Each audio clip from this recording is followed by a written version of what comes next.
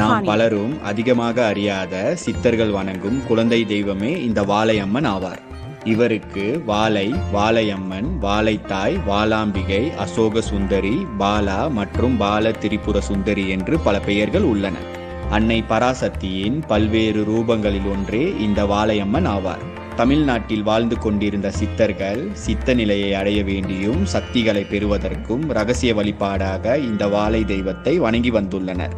புகழ்பெற்ற சித்தர்களான அகத்தியர், கருவூரார், திருமூலர், போகர், கொங்கணவர் போன்றவர்கள் வாழை தெய்வம் இல்லை என்றால் தங்களால் சித்த நிலையையும் சக்திகளையும் அடைந்திருக்க முடியாது என்றும் வாழை தெய்வத்தின் சக்தியை பற்றியும் தங்களின் சித்தர் பாடல்களில் கூறியுள்ளனர்.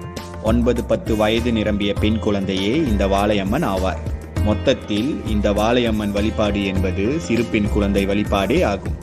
சக்தியின் அவதாரமான லலிதா, மாதங்கி மற்றும் வராகியை